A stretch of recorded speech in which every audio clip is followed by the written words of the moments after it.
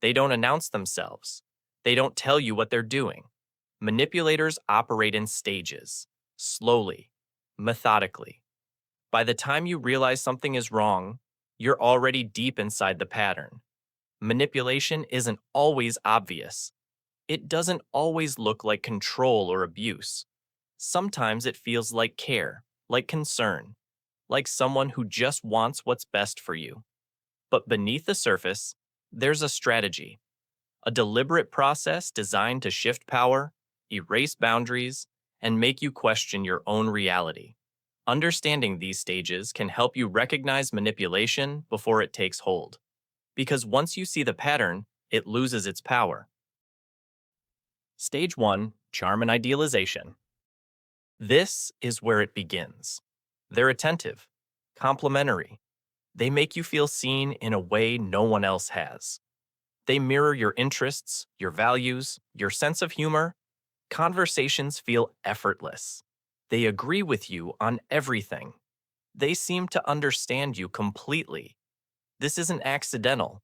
Manipulators study you. They identify what you need, what you're missing, what makes you feel valued, and they provide it.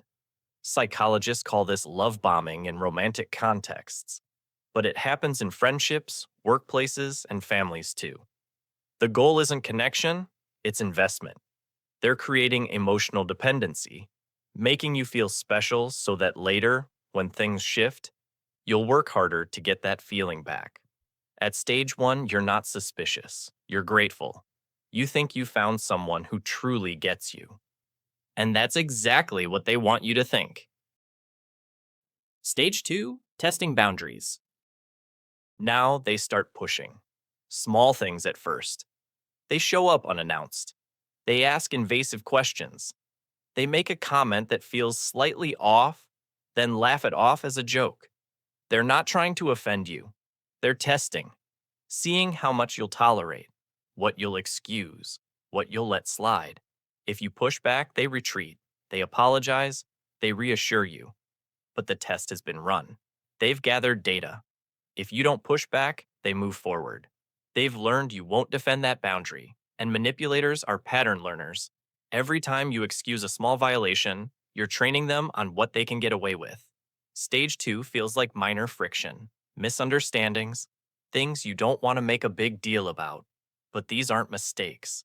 They're strategic. And if you ignore them, the boundary erosion accelerates.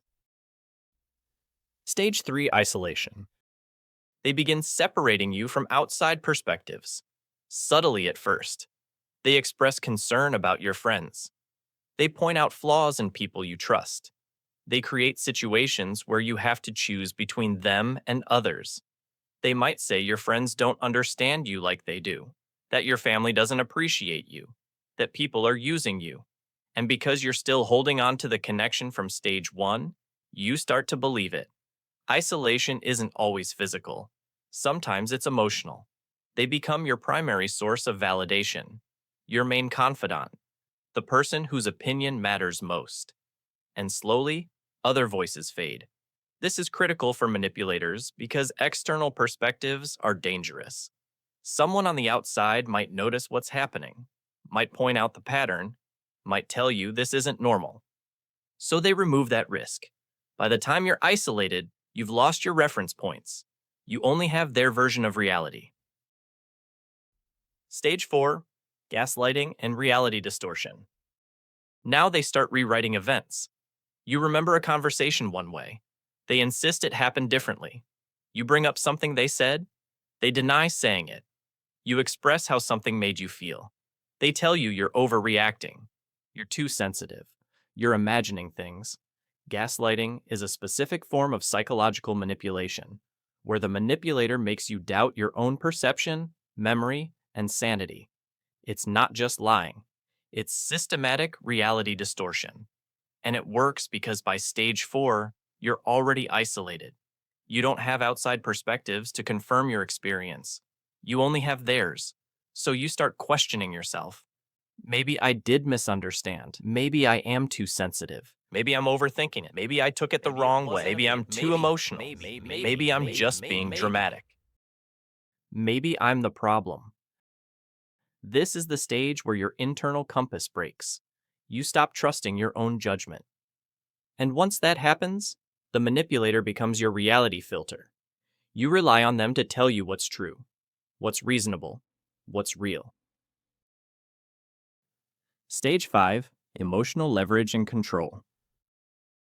They've studied your vulnerabilities, your fears, your insecurities. Now they use them. If you try to set a boundary, they guilt you. If you pull away, they threaten to leave. If you question them, they withdraw affection. They know exactly what hurts you, what keeps you compliant, what makes you afraid to push back. This is where manipulation becomes visible to outsiders, but you can't see it yet because you're inside it. And from the inside, it feels like your fault. You think if you just communicate better, if you just try harder, things will go back to how they were in stage 1. But stage 1 was never real. It was bait. And now you're caught. Emotional leverage works because humans are wired to avoid pain and seek connection. Manipulators exploit this. They create a cycle where the only way to avoid pain is to comply. And compliance becomes automatic. Stage 6, Normalization and Dependency. By now, the manipulation isn't shocking anymore. It's just how things are. You've adapted. You've learned what triggers them, what keeps the peace, what gets you punished. You manage their emotions. You walk on eggshells. You've become hypervigilant to their moods, and you've stopped expecting things to change. This is learned helplessness, a psychological state where repeated exposure to uncontrollable events leads to passive acceptance. You stop trying to resist because resistance has been conditioned out of you. At stage 6, people often describe feeling like they're living on autopilot, going through the motions, performing the role the manipulator has assigned them. You might know on some level that this isn't right, but the cost of leaving feels insurmountable because they've made themselves central to your life, your identity, your sense of worth. You're not just emotionally dependent, you're structurally dependent, and they've engineered it that way. Stage 7, Complete Control or Collapse. This is the end game. Either you're fully compliant, functioning as an extension of the manipulator's will, or the system collapses. Sometimes collapse happens when you finally recognize the pattern, when someone outside points it out, when the pain of staying becomes greater than the fear of leaving. Sometimes it happens because the manipulator discards you. Once you're no longer useful, once you've been drained, they move on, and you're left trying to piece together what happened. Stage 7 is where people realize they've lost themselves. They don't recognize who they've become. They've sacrificed boundaries, relationships, self-respect, trying to maintain something that was never real. Recovery from this stage is possible, but it requires recognizing the manipulation, rebuilding your sense of reality, reconnecting with people outside the manipulator's influence, and understanding that none of this was your fault. Manipulators are skilled, they know what they're doing, and the fact that it worked doesn't mean you were weak. It means they were deliberate. If you're recognizing this pattern in your life, reach out. Talk to someone you trust. See a therapist. You don't have to navigate this alone. Thanks for watching. If you made it this far, you already know what to do.